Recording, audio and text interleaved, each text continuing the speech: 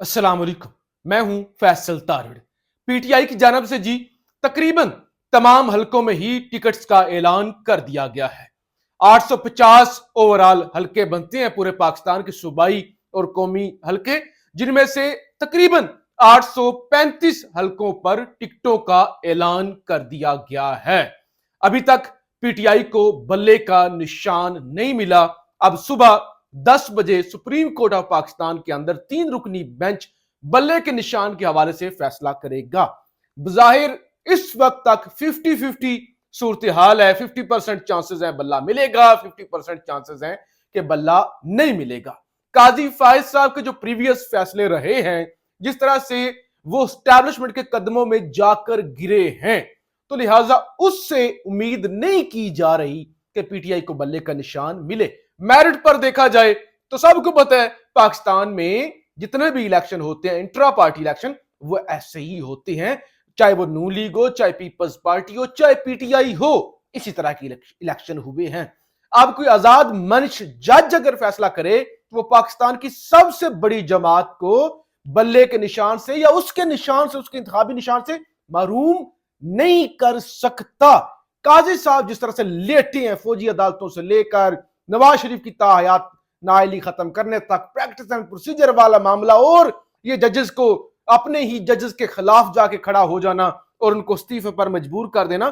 तो इसलिए सोचा जा रहा है कि बल्ले का निशान नहीं मिलेगा। और अभी एक दावा भी वकास एवान साहब हैं, सहाफी हैं, उनका भी एक दावा सामने आया। उन्होंने कहा कि चीफ जस्टिस ने पीटीआई को बल्ले का निशान तो नहीं देना, बल्कि पीटीआई के दूसरे ऑप्शन भी बंद करने हैं। शेड्यूल के मुताबिक इंतखाबी निशान कल अलाट होना है।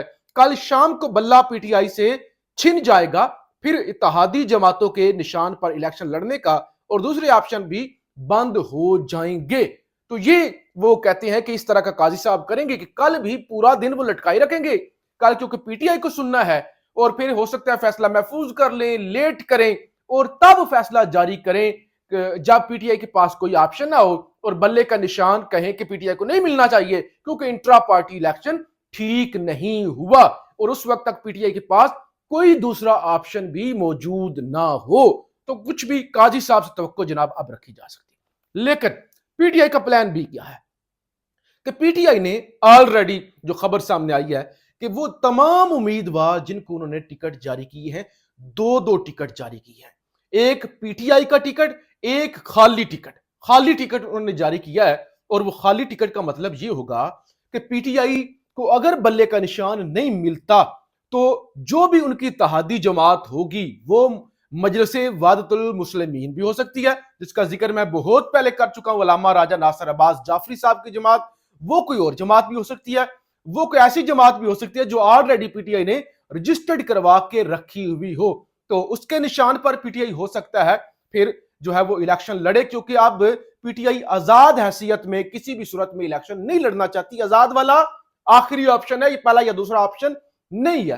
पहले वो चाहते हैं कि चाहे बकरी का निशान हो, बोतल का निशान हो, कंगे का निशान हो, जो भी निशान हो, किसी ना किसी एक निशान पर इलेक्शन लड़ा जाए। तो लिहाजा प्लानिंग ये है, इत्तेहाद हो चुका है, अंदर खाते सारा कुछ प्लान बन चुका है। प्लान बी ये है कि किसी 2-2 टिकट जारी हुए हैं कि अगर बल्ले का निशान छीन लिया जाए तो फिर पीटीआई का टिकट नहीं बल्कि वो जो इत्तेहादी जमात, जो नई जमात है, उसके निशान पर इलेक्शन लड़वाया जाए। ये पीटीआई का प्लान। बहरहाल बल्ले का निशान नहीं भी मिलता तो ये प्लान ऑलरेडी पीटीआई ने प्लान बी के तौर पे तैयार कर लिया है। अब होश तो उड़े हुए हैं, होश तो उड़े हुए हैं जनाब। एक दावा सामने आया है कि अगर पीटीआई तमाम मंसूबों के बावजूद, तमाम सख्तियों के बावजूद हो जाती है कामयाब, फिर करना क्या है।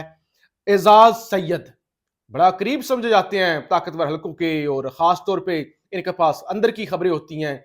स्टैब्लिशमेंट के हवाले से अक्सर ये खबरें ब्रेक करते हैं, जर्नैलों के हवाले से भी। ये एक दावा करते हैं, वो कहते हैं इलेक्शन से 2 दिन पहले और 2 दिन बाद तक पाकिस्तान में सोशल मीडिया और इंटरनेट बंद कर दिया जाएगा। 2 दिन पहले, इलेक्शन से 2 दिन पहले, ताकि कोई कम्युनिकेशन ही ना हो सके। अब इंटरनेट बंद होगा तो सारे रिजल्ट तो इंटरनेट के जरिए आते हैं। सारे रिजल्ट, वो जो फॉर्म 15 और वो जो सारा प्रोसीजर होता है, और उससे 2 दिन बाद भी, यानी ये 4 दिनों का प्रोसीजर होगा ना। अपनी मर्जी के, वो कहते थे ना कि वो आरटीएस बैठ गया, आरटीएस बैठ गया, ये कोई आरटीएस का बाप भी बिठा के इलेक्शन मैनेज किया जाएगा। किसको 35 सीटें देनी है, किसको 120 सीटें देनी है, किसको 55 सीटें देनी है, सारे का सारा इंजीनियर्ड रिजल्ट फिर कौम के सामने आएगा। तो ये मनसूबा बना लिया गया है। ये कोई पीटीआई का हमायती सहाफी दावा नहीं कर रहा, बल्कि एजाज सैयद ये दावा जनाब इस वक्त कर रहे हैं कि ऐसा जो है वो नेट इंटरनेट जो है वो बंद करने के हवाले से जो इस तरह का प्लान बना लिया गया है। तो इसको इमरजेंसी आप कह सकते हैं, मार्शल लॉ कह लें। मार्शल लॉ अमली तौर पे पाकिस्तान के अंदर नाफिज है, अमली तौर पे इसको नाम दें, कुछ भी दे लें, चलो, अदरवाइज जो कुछ भी हो रहा है जीएचक्यू से कंट्रोल हो रहा है, ये आपको पता है। और अब वो इमरजेंसी भी नाफिज करने का मनसूबा तो ये है कि इंटरनेट ही बंद कर दें, सारा सिस्टम कंट्रोल। इसको कौन मानेगा? वैसे 4 दिन अगर इंटरनेट बंद रहता है और ये जो मनसूबा एजाज सैयद ये दावा कर रहे हैं, अगर इसके अंदर दम है और जाहिर है किसी ना किसी इंफॉर्मेशन की बुनियाद पर ही एजाज सैयद ये दावा कर रहे हैं, तो इसको कौन मानेगा? कौन मानेगा? बहरहाल पीटीआई ने जो टिकट दिए, वकला को ज्यादा तादाद में टिकट दिए, और उसमें बेशतर वकला वो हैं, बेशतर कैंडिडेट वो हैं जो पॉपुलर हैं ही नहीं, बिल्कुल सिरे से पॉपुलर नहीं है, कमजोर तरीन वो उम्मीदवार हैं। तो लिहाजा अब आज भी सुप्रीम कोर्ट के बाहर एहतजाज हुआ।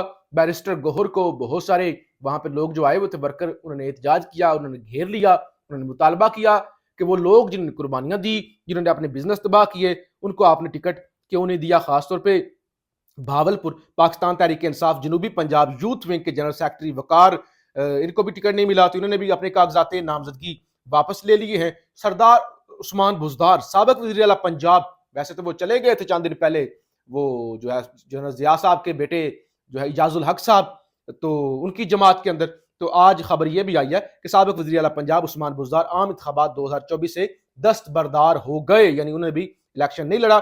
इसके अलावा मुसर्रत जमशेद चीमा और जमशेद चीमा साहब, इन्होंने भी अपने कागजात नामजदगी वापस ले लिए हैं। उन्होंने लिखा है कि हमने पार्टी डिसिप्लिन की पाबंदी करते हुए N 121 और PP 153 से कागजात नामजदगी वापस ले लिए हैं। हमने अब तक अपने बच्चों से जुदाई, करोड़ों का कारोबारी नुकसान, जबर और तमाम मुश्किलात किसी टिकट या ओहदे की लालच में बर्दाश्त नहीं की थी। हम इंशाल्लाह पाकिस्तान की खुशहाली के लिए तहरीक इंसाफ के साथ खड़े रहेंगे। तमाम उम्मीदवारों के लिए नेक तमन्नाएं। तो इसी तरह और भी आज आपको मैंने बताया था कि जिस तरह से फयाजुल हसन चौहान, शफकत महमूद, सब्तैन नियाजी, इन लोगों ने भी और दीगर भी जो है वो बड़ी तेजी के साथ जिनको टिकट्स नहीं मिले, वो अपने कागजात नामजदगी वापस ले रहे हैं। कुछ हलकों पर एतराज है, कुछ हलकों के अंदर एतराज हो रहा है कि फलां हल्के के अंदर इसको टिकट मिलना चाहिए, इसको नहीं टिकट मिलना चाहिए था।